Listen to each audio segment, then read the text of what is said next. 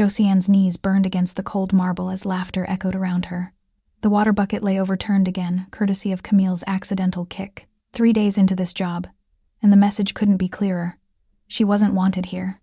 Maybe foster care didn't teach you proper cleaning techniques, Camille sneered, her voice dripping with manufactured sweetness. The other maids cackled on cue.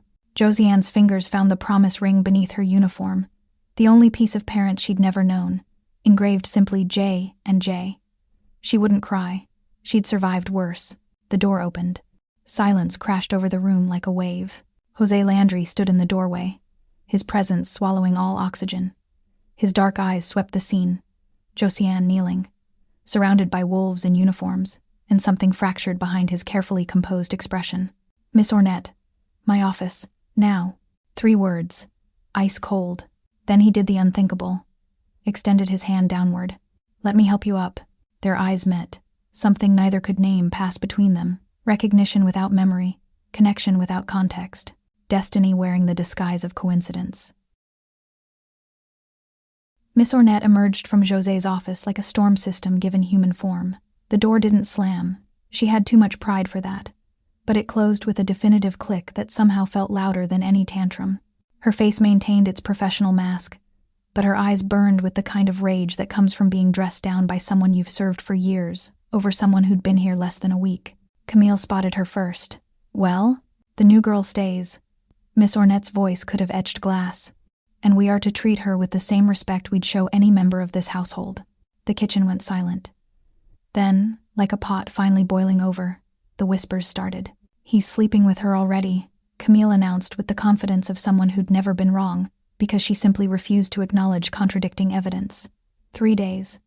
That must be some kind of record. "Maybe she's got something on him," offered Patricia, the laundry supervisor, her eyes glinting with the possibility of scandal. "A video or photos or maybe he just likes his charity cases young and grateful," Camille finished, and the cruelty in her smile made Josiane's stomach turn. She was supposed to be polishing silver in the adjoining pantry, invisible and silent, but sound carried in this maze of a mansion. Every word landed like a stone in still water, sending ripples of humiliation through her chest. This was fine. She'd survived worse. Foster home number 4 had included 2 biological kids who'd made it their mission to break her. Foster home number 7 had a mother who'd called her the mistake for 18 months straight. Josiane had learned early that survival meant making yourself small, keeping your head down, and never, ever expecting anyone to actually protect you, even if they did extend their hand in a moment that still didn't make sense. The next morning, Josiane was assigned breakfast service. Simple enough. Arrange the pastries, brew the coffee, set out the cream and sugar. She'd done it perfectly the day before, earning a grudging nod from the morning cook. Today, the moment she turned her back to retrieve the coffee pot, someone moved. She didn't see who, but when Jose Landry took his first sip of coffee black, no sugar, she'd memorized his preferences. His face did something complicated. He set down the cup with careful precision, the kind that suggested he was choosing not to react. "Josiane," he said quietly, "could you bring fresh coffee, please? And check the sugar bowl." Her hands trembled as she picked up the silver container. Even before she looked inside, she knew. Salt. Someone had replaced the sugar with salt. "I'm so sorry, Mr. Landry. I should have checked." "It's not your fault." His eyes swept the room, landing on each staff member in turn. "But it is someone's responsibility, and that person should know I don't appreciate sabotage in my own home." The kitchen buzzed with theories for the rest of the day, but now a new element had entered the equation. Fear. Because Jose Landry rarely raised his voice, rarely made threats, but when he paid attention to something, people tended to disappear from his employment, or sometimes just disappear, though no one said that part out loud. Josiane tried to make herself even smaller. She volunteered for the worst tasks, scrubbing the third-floor bathrooms no one used, organizing the basement storage that hadn't been touched in years. If she could just be useful enough, invisible enough, maybe the target on her back would fade. Instead, it grew. The linens incident happened on day 6. Josiane had spent 3 hours carefully folding the imported Egyptian cotton sheets, each crease precise, each stack exactly aligned. She'd stepped away for 30 seconds to retrieve more hangers. The ripping sound made her soul leave her body. Camille stood in the middle of the linen room, holding a sheet with a 6-inch tear running down the center. "Oh no," she said, her voice dripping with false concern. Josiane, you really need to be more careful. These sheets cost more than your monthly salary. I just folded them. Are you calling me a liar? Camille's eyes glittered with malicious joy. Miss Ornette, I think we need to discuss whether someone this careless belongs in a household of this caliber. But Miss Ornette's response never came, because Jose Landry was standing in the doorway, and the expression on his face suggested he'd seen the entire performance. Camille, he said softly, that's a very expensive sheet you're holding. Yes, sir, that's what I was explaining to. The tear is fresh. I can see the threads are still unraveling. He stepped closer, and Camille actually backed up, which means it was torn in the last few seconds. Interesting timing, don't you think? Camille's mouth opened and closed like a fish drowning in air. Your bonus is docked for the cost of the sheet. Josiane, please continue your work. He turned to leave, then paused. And Camille, I'm watching now. Keep that in mind. After he left, the silence in the linen room felt like the moment before an avalanche. Camille's face had gone the color of curdled milk, and the look she gave Josiane promised consequences. But for the first time since arriving, Josiane felt something unfamiliar, protected. It was terrifying. Jose started appearing everywhere. Not obviously, he was too subtle for that, but Josiane would be eating her lunch in the staff quarters and he'd materialize in the hallway, asking Miss Ornette some question that could have been answered by anyone. She'd be scrubbing the entryway and he'd walk through, pause, ask if she needed better cleaning supplies. On day 9, he found her in the library, dusting the bookshelves with a reverence that made him stop in the doorway. You like books, he observed. She nearly dropped her feather duster. I'm sorry, Mr. Landry. I didn't hear you come in. I'll work faster. That wasn't a criticism, just an observation. He moved closer, scanning the titles she'd been carefully cleaning. What do you like to read? The question felt like a trap. Employers didn't ask maids about their reading preferences. I don't have much time for reading anymore, sir. But you did once. It wasn't a question. Josiane found herself answering anyway, because there was something in his voice that made lying feel impossible. Yes. At one of my foster homes, there was a library nearby. I'd go there every day after school. It was quiet. What did you read? Everything, but mostly stories about families, happy ones. She realized how pathetic that sounded, and quickly added, for escapism, you know. José's expression did something complicated, softened, and shattered simultaneously. Where did you grow up? Which city? All over. Denver, Colorado Springs, Boulder. I aged out of the system in Fort Collins. She was giving too much information, but his attention felt like sunlight after years in shadow, and she couldn't quite help herself. No family? No one who kept in touch? No, sir. It was just me. He noticed the ring then.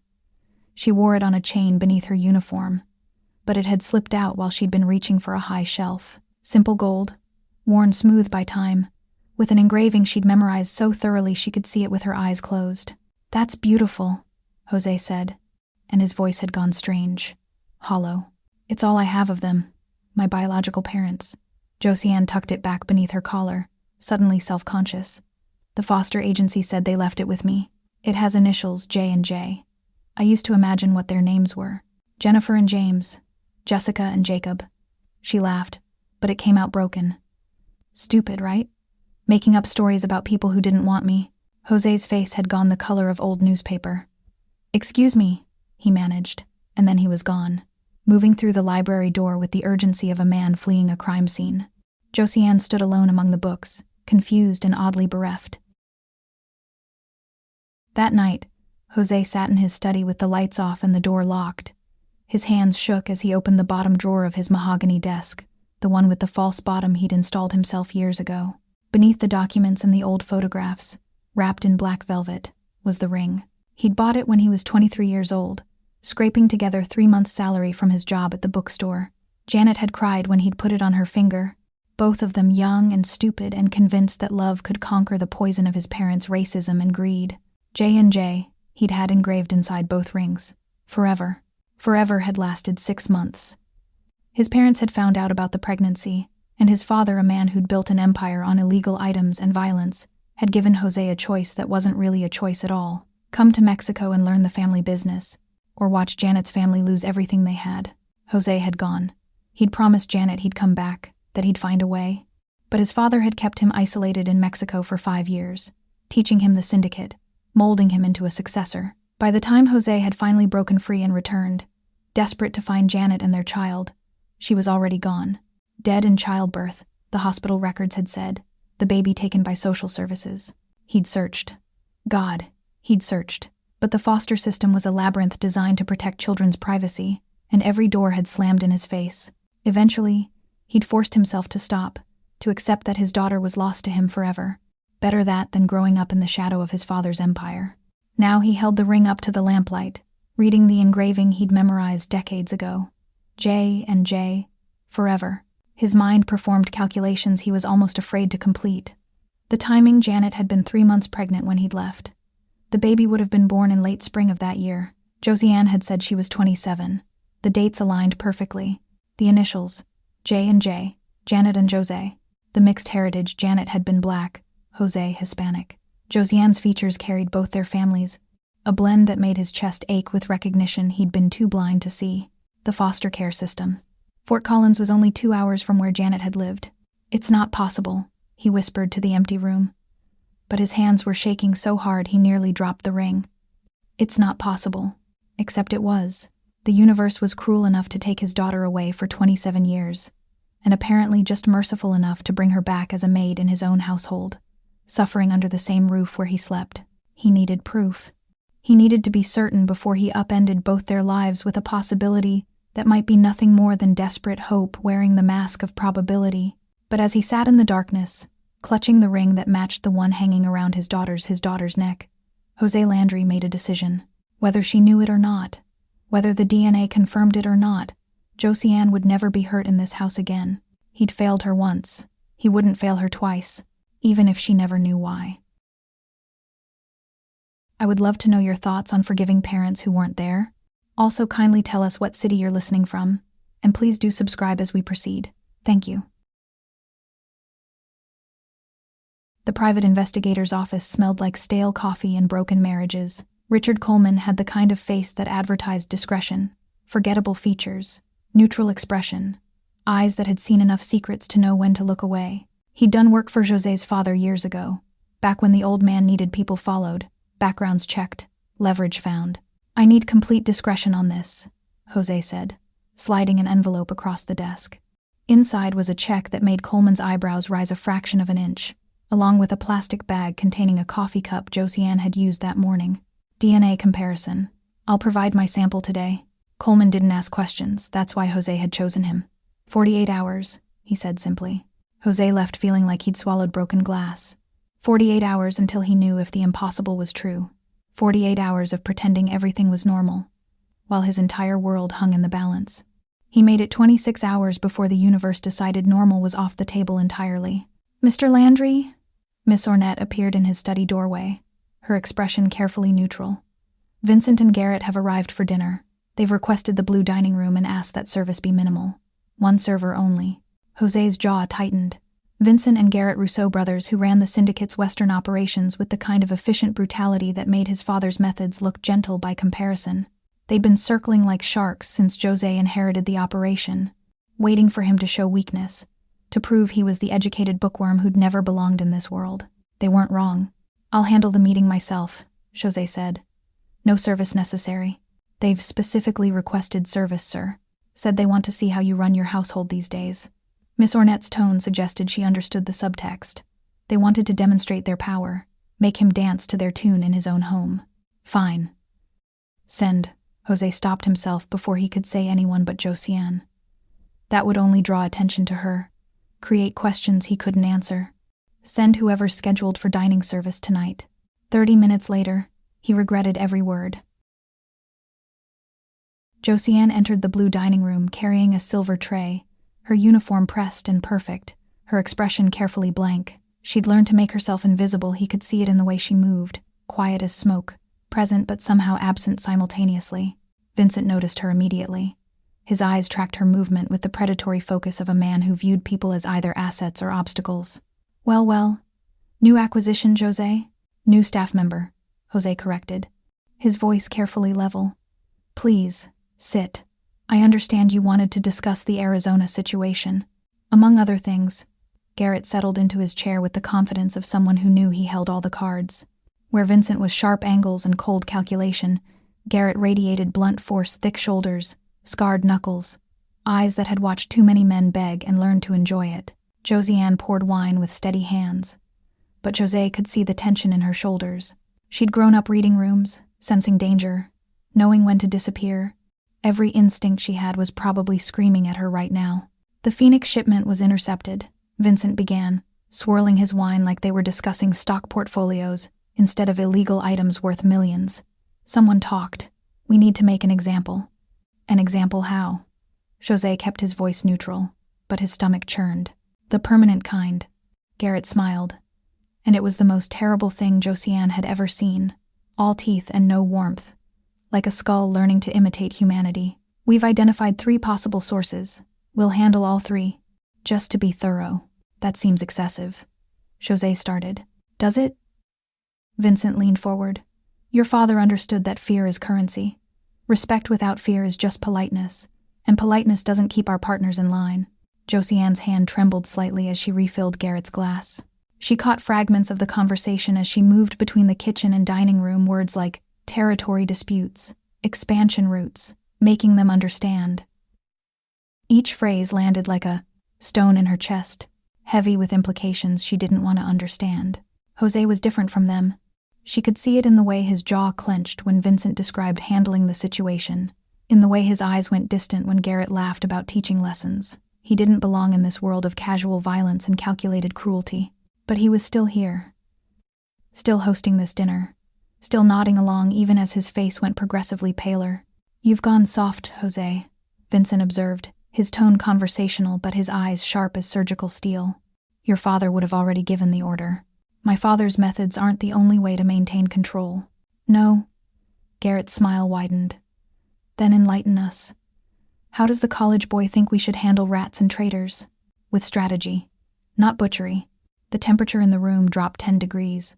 Josiane froze in the doorway, tray in hand, suddenly terrified of moving and drawing attention to herself. Butchery, Vincent repeated softly. Interesting word choice. Almost sounds like judgment. It's an observation, nothing more. José's voice had gone very quiet, very controlled. You asked my opinion. I gave it. For a long moment, no one spoke. Then Garrett laughed, a sound like gravel in a garbage disposal. Your father warned us you'd be like this, said you had too much of your mother in you, too soft for the real work. And yet he left me in charge, José replied, and there was steel beneath the quiet now. Perhaps you should consider why. The meeting ended shortly after, tension crackling in the air, like electricity before a storm. Josiane cleared the table in silence, hyper-aware of every word, every glance. She'd heard things tonight that made her childhood nightmares look like fairy tales. She was loading the final plates into the kitchen when José appeared in the doorway. He looked exhausted, not physically tired, but soul-weary, like a man carrying weight that was slowly crushing him into dust. You shouldn't have heard that, he said quietly. Josiane kept her eyes on the dishes, scrubbing with focused intensity. I won't say anything. I've learned to keep my head down. Is that what they taught you? His voice changed, roughened with something she couldn't name. He gestured toward her chest, where the promise ring lay hidden beneath her uniform. The people who raised you? The question hit like a slap, unexpected and disorienting. What? You said you moved around. Foster homes. José moved closer, and Josiane found herself pinned by his gaze, dark eyes that seemed to see straight through her carefully constructed defenses. What was that like? No one had ever asked her that. Not in 27 years of social workers and case managers and people paid to care. They'd asked if she was being fed, if she had clothes, if anyone was touching her inappropriately, but no one had ever asked what it was like. It was lonely, she heard herself say. The words came out before she could stop them, pulled from some deep place by the genuine concern in his expression. The first family kept me for 8 months. They were nice enough, but their biological daughter hated having to share her room. The second family, they mostly forgot I existed, unless the caseworker was visiting. Third family had 5 other foster kids. We were a tax write-off. She was babbling now, words spilling out like water from a cracked dam. Fourth family's son liked to put bugs in my bed. Fifth family was actually okay until they got pregnant and decided they didn't need a foster kid anymore. Sixth family, her voice cracked. Sixth family told me I should be grateful they took me in at all, considering. Considering what? Jose's voice had gone dangerously soft. Considering no one else wanted me. Considering my real parents threw me away like garbage. Josiane laughed, but it came out jagged and wrong. They weren't wrong. I aged out at 18 with a garbage bag of clothes and $300. That was my inheritance. The silence that followed felt heavy enough to collapse the room. Jose stood utterly still, his hands clenched at his sides, his face a mask of controlled devastation. No child should grow up like that, he finally said, and there was such raw pain in his voice that Josiane looked up in surprise. No child should ever feel unwanted or disposable. That's not. He stopped, visibly struggling for words. That's not how it should have been. The intensity of his reaction unnerved her. This wasn't normal employer sympathy. This was personal grief, intimate and overwhelming. Did you have children, Mr. Landry? The question escaped before Josiane could think better of it. I'm sorry. That's too personal. I shouldn't have. I was supposed to. His answer came out barely above a whisper, each word weighted with decades of loss. A long time ago. But I made choices. Or choices were made for me. And I lost everything that mattered. Before Josiane could respond, he turned and left, moving through the kitchen door like a ghost fleeing daylight. She stood alone among the dishes, her heart pounding for reasons she couldn't articulate, feeling like she'd just witnessed something sacred and terrible. The report arrived at 6:47 the next morning, delivered by Coleman himself in a sealed envelope. Jose signed for it with hands that had steadied themselves through syndicate meetings and hostile negotiations but now shook like autumn leaves. He waited until Coleman left, waited until he was alone in his study with the door locked and the curtains drawn. Then he opened the envelope. The technical language blurred together genetic markers, probability calculations, comparative analysis, but the conclusion was printed in bold at the bottom of the page. Probability of paternity, 99.9%. Conclusion. Subject A, Jose Miguel Landry, is the biological father of Subject B, Josiane Andrea. The paper slipped from his fingers, drifting to the floor like a white flag of surrender. She was his daughter, his child. The baby he'd spent years searching for, the loss he'd carried like shrapnel lodged too close to his heart to ever remove. She'd been here all along. In his house, scrubbing his floors, being humiliated by his staff while he'd walked past her for 3 days without knowing he was looking at his own child. The sound that came out of Jose's throat wasn't quite human, part sob, part roar, pure anguish given voice. He collapsed into his chair, the report crumpled in his fist, and wept. For Janet, who'd died alone bringing their daughter into the world. For Josiane, who'd grown up thinking she was garbage, unwanted, disposable. For himself, who'd been robbed of 27 years of watching her grow, protecting her, loving her the way a father should. For the cosmic cruelty that had brought her back to him as a stranger, someone who looked at him with professional courtesy instead of recognition. He wept until his chest ached, and his throat burned and his eyes swelled nearly shut. Wept for the first time since his father's funeral, when he'd shed tears of relief that the monster was finally gone. When the storm finally passed, Jose sat in the wreckage of his composure and made a decision. He would tell her. Soon. But first, he needed to figure out how to explain the unexplainable, how to tell a young woman who'd learned to expect nothing, that she actually had everything, that she had a father who'd been searching for her across decades, that she was wanted, desperately, completely, irrevocably wanted, and that he would burn down his entire world before he let anyone hurt her again. The request came through Miss Ornette, delivered with the kind of pinched expression that suggested she was thoroughly tired of Jose's inexplicable interest in the help. Mr. Landry would like to see you in his study at 8 o'clock this evening. He specified it's not work-related. Josiane's stomach dropped somewhere near her ankles. Not work-related could mean a dozen things, none of them good. Was he firing her personally? Had she done something wrong? Had Camille finally manufactured enough evidence to get rid of her? She showed up at 7:58, her palms sweating, her heart hammering against her ribs like it was trying to escape her chest cavity. Jose opened the door before she could knock. He looked terrible, eyes red-rimmed, face drawn, like he hadn't slept in days. Which, in fact, he hadn't. Come in. Please. Sit down. He gestured to the leather chair across from his desk, but then seemed to reconsider. Actually, maybe the sofa? This shouldn't feel like a business meeting. Josiane perched on the edge of the sofa like a bird ready to fly at the first sign of danger. Every instinct screamed that something monumental was about to happen, and her body was preparing for devastation because that's what monumental usually meant. Jose sat across from her, close enough to reach out and touch, but carefully maintaining distance. He looked at her for a long moment, and Josiane saw something in his expression that made her chest constrict, grief and joy and terror all tangled together. "I'm going to tell you something," he began, his voice unsteady, "and I need you to listen to all of it before you respond. Can you do that?" She nodded, not trusting her voice. 28 years ago, I was in love with a woman named Janet Williams. She was brilliant and beautiful, and everything my parents hated. Black, poor, completely wrong according to their racist, elitist worldview. He pulled out a photograph, his hands trembling slightly. "This is her." Josiane took the photo with numb fingers. The woman staring back at her had the same warm brown eyes, the same smile that tilted slightly higher on the left, the same widow's peak that Josiane had always thought made her forehead look strange. "We were going to get married," Jose continued, his voice thick with emotion. "I'd already bought the rings, but my father found out she was pregnant, and he gave me an ultimatum. Come to Mexico to learn the family business, or watch him destroy her family financially. He had the power to do it, so I went. I promised Janet I'd come back, that I'd find a way to get us out." Josiane's fingers had gone numb. The photograph blurred as tears filled her eyes without permission. "My father kept me in Mexico for 5 years, isolated, controlled.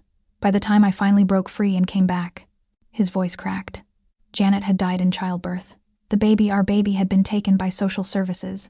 I searched for years, hired investigators, hit dead ends everywhere. Eventually, I had to accept that my daughter was gone, lost to me forever." The room had started spinning. Josiane gripped the arm of the sofa, trying to anchor herself to reality. Jose reached into his pocket and pulled out a ring. Gold, worn, engraved. "I had 2 of these made, matching rings, J&J, Janet and Jose, forever." He held it out, and Josiane's hand automatically went to her chest, to the ring hanging beneath her shirt. "When you mentioned your ring the other day, I thought I was losing my mind. The timing, the initials, your age, it all aligned, but I couldn't let myself hope. So I had DNA testing done." He pulled out papers from the folder on the coffee table, official-looking documents with letterheads and signatures and numbers that Josiane's brain couldn't process because the world had tilted sideways and she couldn't remember how to breathe. 99.9% probability of paternity, Jose whispered. "Josiane, you're my daughter. You're my child. You've been here this whole time, and I didn't know, and I'm so sorry." "Stop." The word came out strangled. Josiane stood up abruptly, the photograph falling from her lap. You can't just, I need to see those papers." Her hands shook so violently she could barely read, but the words were there in black and white. Genetic markers, probability calculations. Subject A, Jose Miguel Landry. Subject B, Josiane Andrea. Conclusion, 99.9% probability of biological paternity. "No," she heard herself say. "No, this is some kind of mistake. My parents didn't want me. They threw me away. That's what I know. That's what's real." "They didn't throw you away." Jose's voice broke completely. "Your mother died trying to bring you into this world, and I spent 27 years trying to find you. You were never unwanted, Josiane. Never. You were stolen from me." The sound that came out of Josiane's mouth was somewhere between a laugh and a sob. "You're lying. This is some kind of... Why would you lie about this? Look at the pictures." Jose spread them across the table with shaking hands. "Look at your mother. Tell me you don't see yourself in her face." Josiane looked, and saw her own eyes staring back from a dozen different angles. Her smile, her hands, the curve of her jaw. It was like looking at a future she'd never get to have herself at 30, 40, 50 if time had been kinder. The dam broke. She collapsed back onto the sofa, sobs tearing from her chest like they'd been waiting 27 years for permission. Jose moved to sit beside her, not touching, just present, and his own tears fell silently as he watched his daughter grieve for everything she'd lost. "I'm angry," Josiane finally gasped out between sobs. "I'm so angry at them. Your parents. For taking this from us. For making me grow up thinking I was garbage. You were never garbage. You were loved. You are loved." Jose's voice was fierce despite the tears. "And I know I can't give you back those years, but if you'll let me, I want to give you every day going forward. I want to be your father. His voice broke. I want the chance to know you. Josiane turned to look at him, really look at him, and saw her own grief reflected back. But underneath it, something else. Hope. Desperate, fragile, terrified hope. I don't know how to do this, she whispered. Neither do I, José admitted. But maybe we figure it out together. She nodded, and then tentatively, like someone testing ice to see if it would hold, she leaned against his shoulder. José wrapped his arm around her, and they sat in the wreckage of two lives finally colliding, crying for what was lost and what was found. The next morning, Miss Ornette was called into José's study and emerged 15 minutes later with a severance check and a recommendation letter. Her reign of passive-aggressive tyranny was over. Josiane's belongings were moved from the cramped staff quarters to a guest suite on the second floor, a room with actual windows and a bed that didn't sag in the middle and space to breathe. Camille and Patricia watched in slack-jawed disbelief as José himself helped carry boxes, his hand occasionally touching Josiane's shoulder like he needed to confirm she was real. "What's happening?" Camille hissed to the remaining staff. No one knew, but everyone speculated. The theories got progressively more scandalous until José finally called a house meeting and announced simply, "Josiane is family. She will be treated as such. Anyone who has a problem with this can collect their final paycheck today." No one moved, but the whispers intensified. That evening, José and Josiane had dinner together in the small dining room, just the two of them. No staff hovering, no pretense of employer and employee. José had dismissed everyone for the night, personally heating up leftovers because neither of them could stomach anything elaborate. "Tell me about her," Josiane said quietly, pushing pasta around her plate. "My mother. What was she like?" José's face transformed, grief and love warring for dominance. She was fierce, brilliant. She wanted to be a lawyer, actually got accepted to law school, but couldn't afford to go.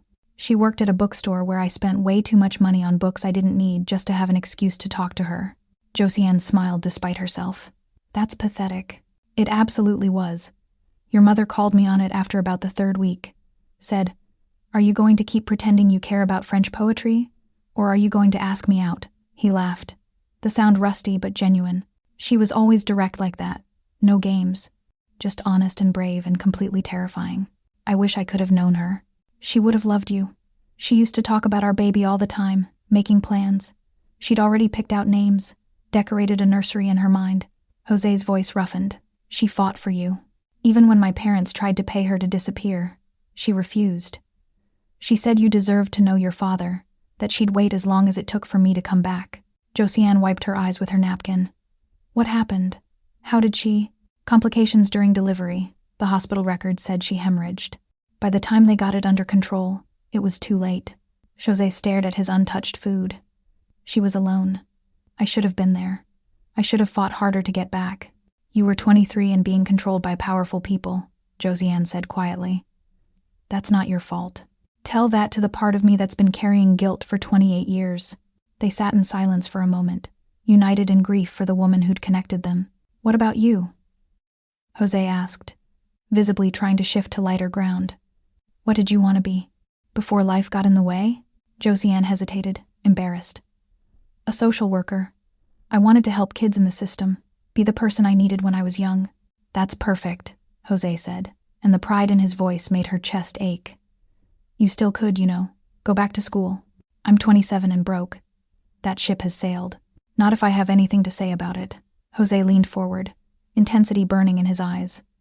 Josiane, you're my daughter, my only child. Everything I have is yours. If you want to go to college, we'll make it happen. If you want to travel, learn languages, start a business, whatever dreams you put aside, we can resurrect them. It was too much, too big. Josiane's entire life had been about making herself small, wanting nothing, expecting less. This abundance of possibility felt dangerous. Can we just take it slow? She asked. I need time to process that I have a father at all before we start planning my future. José nodded, understanding in his eyes. Slow. I can do slow. I've waited 27 years. I can wait as long as you need. The weeks that followed existed in a strange, suspended bubble. José cleared his schedule, delegating syndicate business to Vincent and Garrett, with instructions not to disturb him unless the world was ending.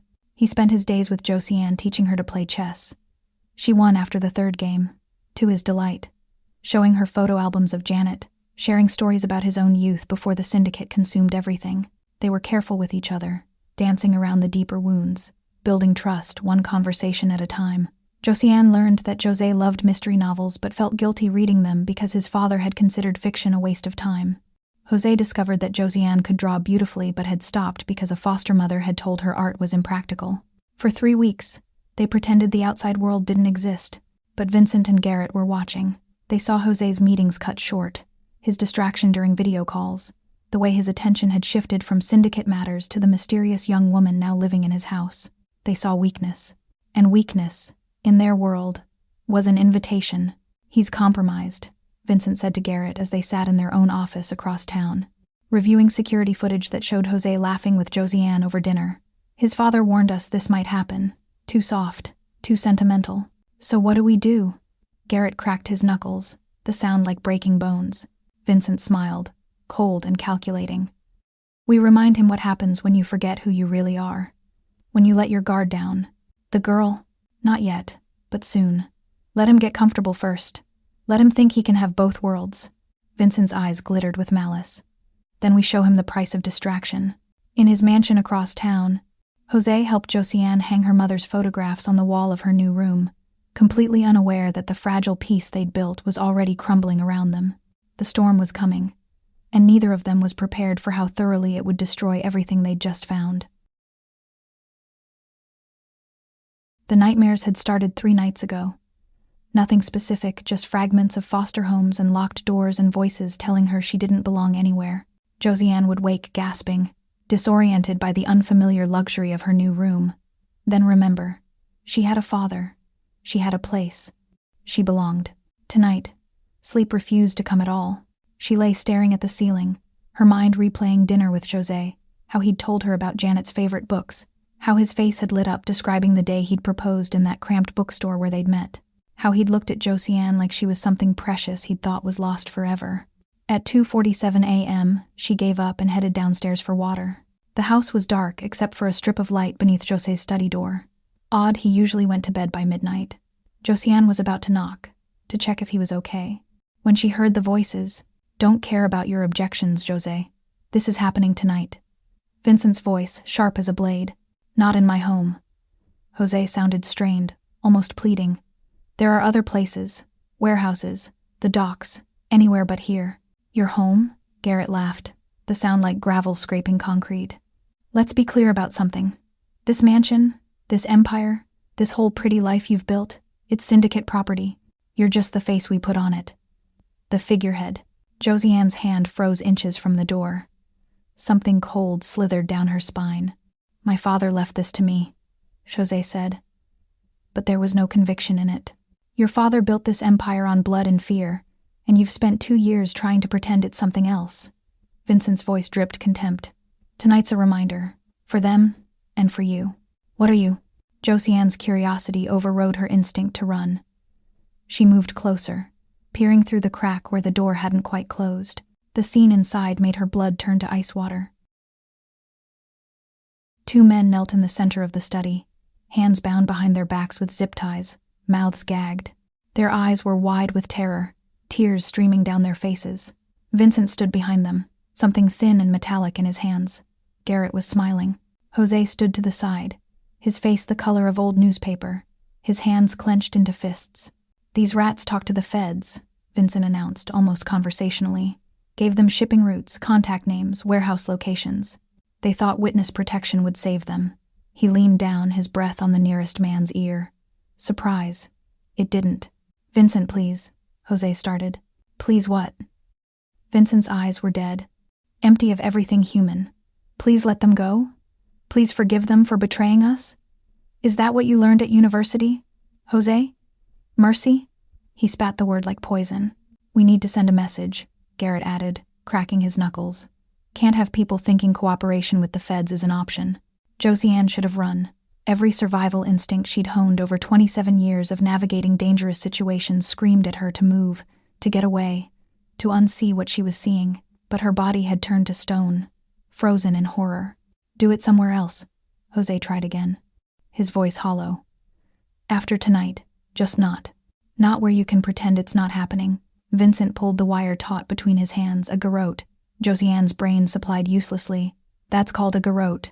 That's your problem, Jose. You want the power and the money, but you don't want to see how the machine works. Well, tonight you watch. What happened next would replay in Josiane's nightmares for years.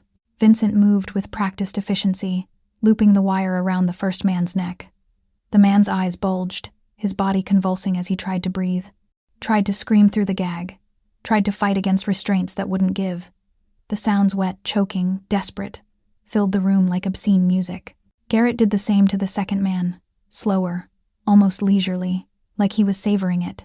Jose turned away, his hand over his mouth, but he didn't leave, didn't stop them, just stood there as two human beings struggled and gasped and slowly, horribly, stopped moving.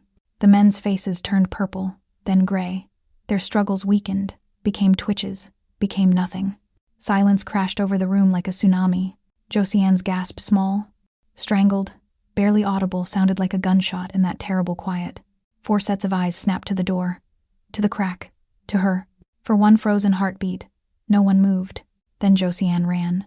Josiane, wait. Jose's voice, desperate and breaking, chased her down the hallway. But she was already moving on pure adrenaline, her bare feet slapping against marble floors, her heart trying to hammer its way out of her chest. She heard him behind her, heard his footsteps, heard him calling her name over and over like a prayer. She didn't stop, didn't think, just ran. Through the foyer, out the front door, down the long driveway. The gate was closed, but the pedestrian access was open. Security hadn't locked it yet. She burst through it onto the main road, gasping for air, her vision blurring with tears and terror. A taxi was dropping someone off 3 houses down. Josiane flagged it desperately, yanking open the door before the previous passenger had fully exited. Hey, what the... Please. Her voice came out shredded, raw. Please, just drive, please. The driver, an older woman with kind eyes that widened at Josiane's state, made a snap decision. Get in. Honey. Josiane threw herself into the back seat just as Jose burst through the gate, still in his house clothes, his face a mask of anguish. Josiane, please let me explain. Drive! Josiane screamed. The taxi peeled away from the curb. Through the rear window, Josiane watched Jose standing in the middle of the road, growing smaller and smaller, his hand still outstretched like he could pull her back through sheer force of will. Where to? The driver asked gently. Josiane gave her the address of Mercy House, a women's shelter in the East District, where she'd stayed for 3 months when she was 19, between foster homes and homelessness. They asked no questions there. They just helped. You okay, honey? The driver kept glancing at her in the rearview mirror. You need me to call the police? No police. Just get me there, please. The shelter director, Miss Patricia, who'd helped Josiane years ago, took one look at her face and ushered her inside without questions. They gave her a bed in the communal sleeping room, a change of clothes, a cup of tea she couldn't drink. Josiane sat on the narrow cot, staring at nothing, seeing everything.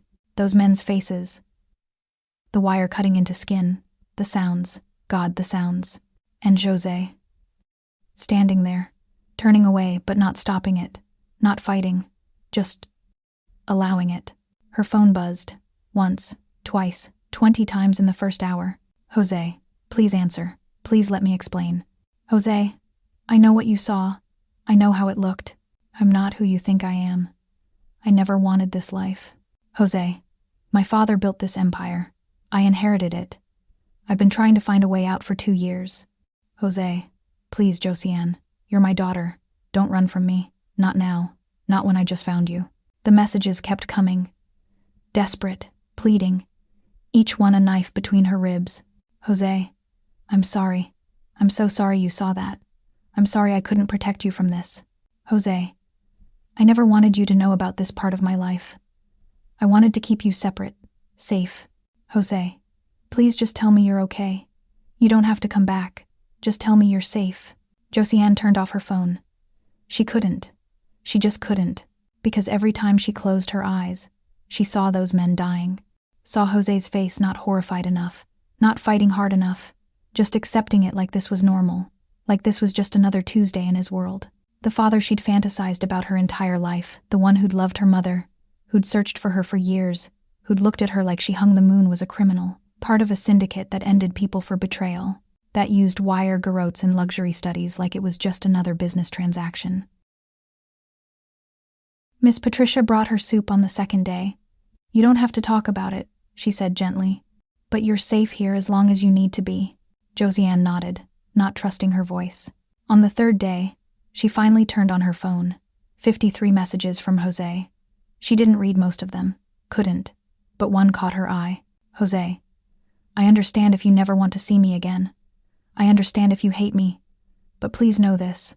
I love you. You're my daughter, and I love you.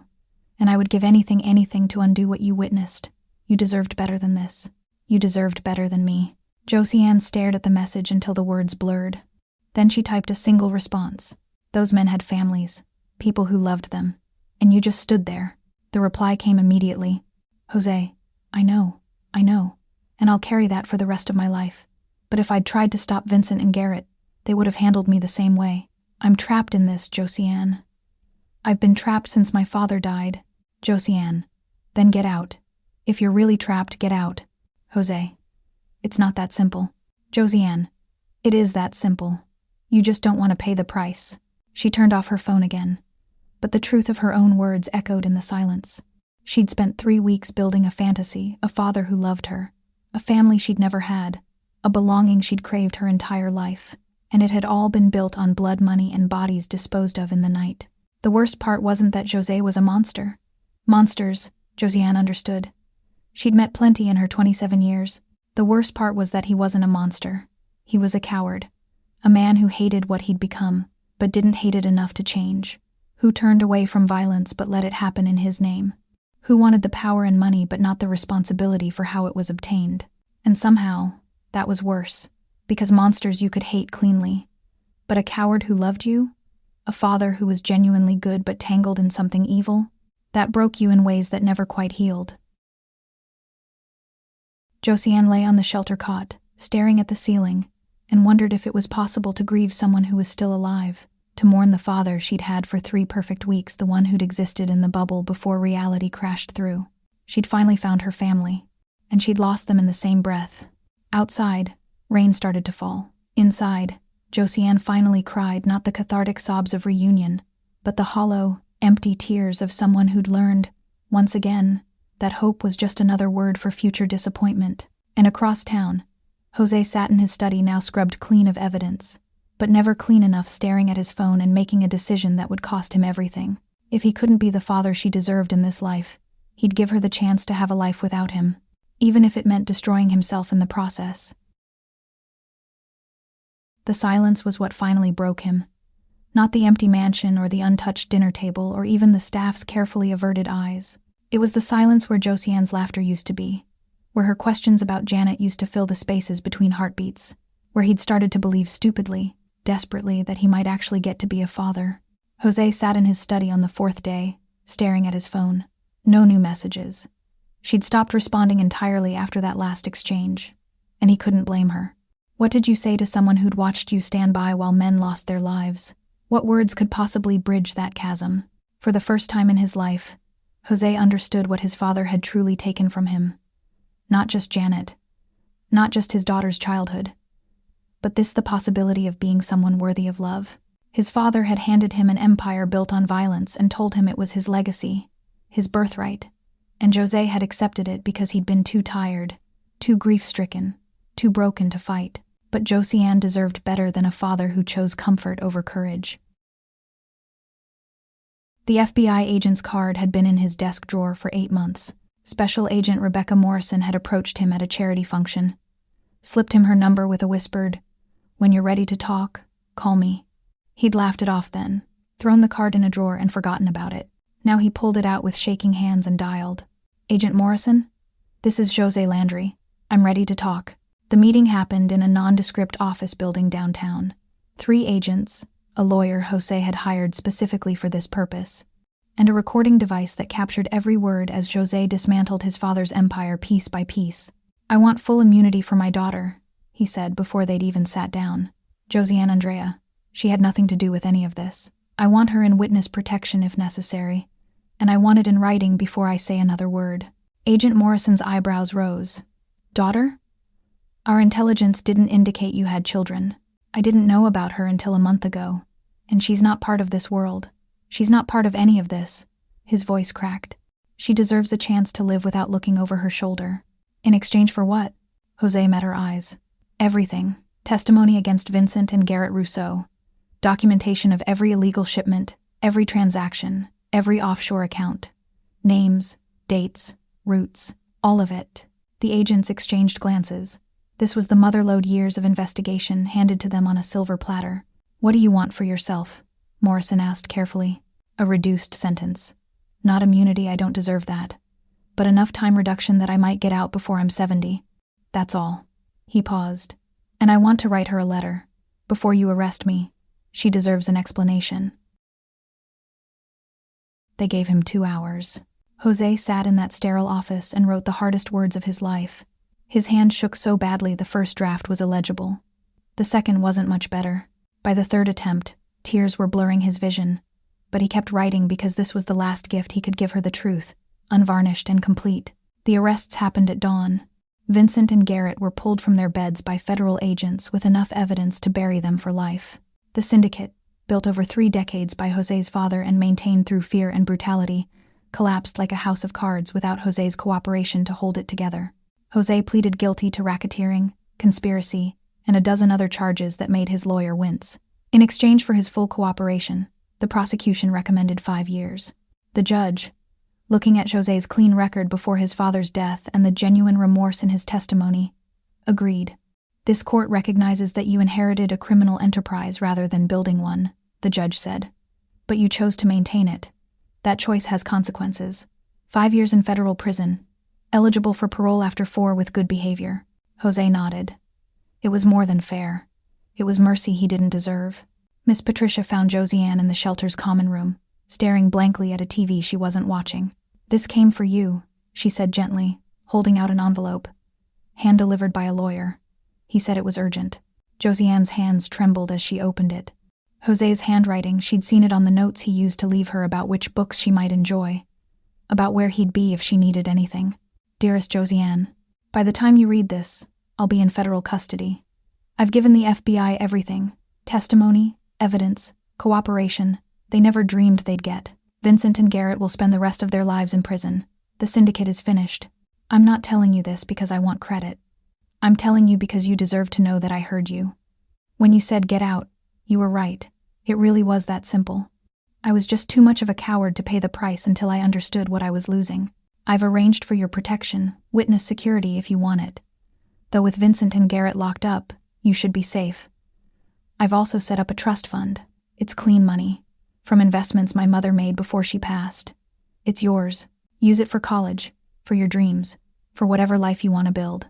I'm not asking for forgiveness. I'm not even asking you to visit. I just need you to know that you were worth it, worth destroying everything I inherited, worth losing my freedom, worth any price. I found you too late to be the father you needed, but not too late to give you the freedom you deserve. That's enough for me. I love you. I will always love you. Dad." Josiane read the letter 3 times before the sobs started. Great, heaving cries that emptied her lungs and cracked her chest open. "Miss." Patricia held her while she shattered, offering no platitudes, just presence. When the storm finally passed, Josiane wiped her eyes and made a decision. The federal detention center was a 40-minute bus ride. Josiane signed in, submitted to the security check, and waited in the visiting room with her heart in her throat. Jose appeared on the other side of the plexiglass, looking like he'd aged a decade in a week. His eyes were hollow, his face drawn, but when he saw her, something flickered back to life behind the exhaustion. They both reached for the phone simultaneously. "I'm still angry," Josiane said without preamble. "I know." Jose's voice cracked. "You should be. I don't know if I can ever forget what I saw. You shouldn't forget. It happened. I let it happen. That's something I'll carry forever. But you're trying to make it right. I'm trying to be the father you deserved from the beginning." He pressed his palm against the glass. "Even if it's too late," Josiane matched his gesture. Their hands separated by barriers, but aligned perfectly. "It's not too late. It's just, Different than I imagined. You don't have to come back, Jose said quickly. You don't owe me anything. The money is yours regardless. I'll visit, Josiane interrupted. Once a month. If you want me to. Jose's face crumpled. I want nothing more in this world. The visits became a rhythm. Once a month, Josiane took the bus to the federal prison and sat across from her father, separated by plexiglass, but slowly, painfully learning who each other really was. Not the fantasy version.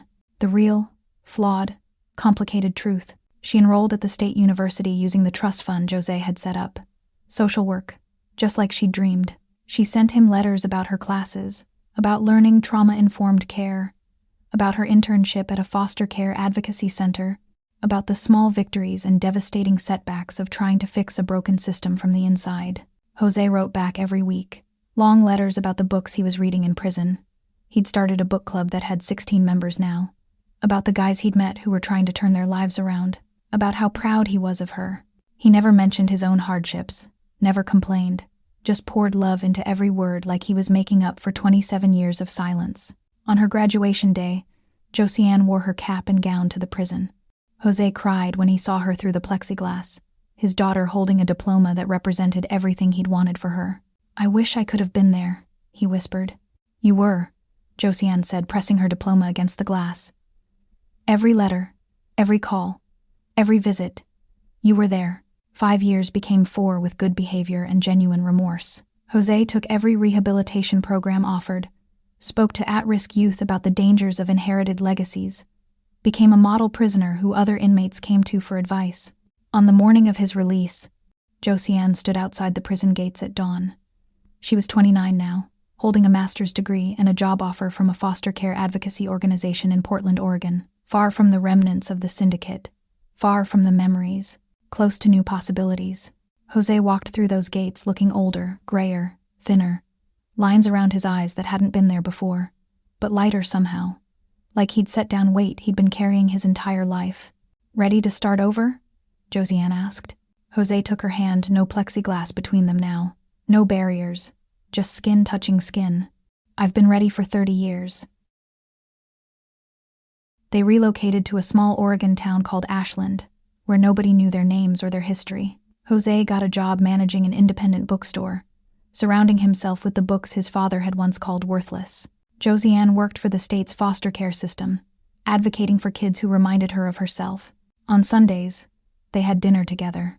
Sometimes Jose cooked terrible pasta that made Josiane tease him mercilessly. Sometimes Josiane brought takeout and they ate on the tiny patio of Jose's apartment, watching the sunset paint the mountains gold. They talked about Janet sometimes keeping her memory alive between them. They talked about the past, but they didn't live there. They talked about Josiane's cases, within confidentiality limits, about Jose's book club at the store, about ordinary, beautiful, mundane things that people who'd never lost each other took for granted. It wasn't the fairy tale. Jose would never erase the years he'd spent in his father's empire, and Josiane would never forget the nightmare she'd witnessed. But they'd learned that family isn't about being perfect. It's about showing up, making impossible choices, choosing each other even when it would be easier to walk away. On the first anniversary of Jose's release, they visited Janet's grave together, Jose's first time back since her funeral 30 years earlier. Josiane placed flowers on the headstone while Jose stood with his hand on her shoulder. I wish she could see you, he whispered.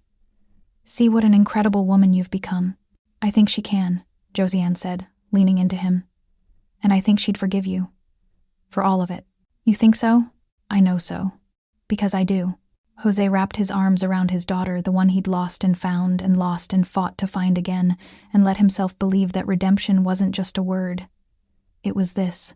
It was Sunday dinners and terrible pasta, and choosing love over legacy and building something real from the ashes of something broken. It was enough. It was more than enough.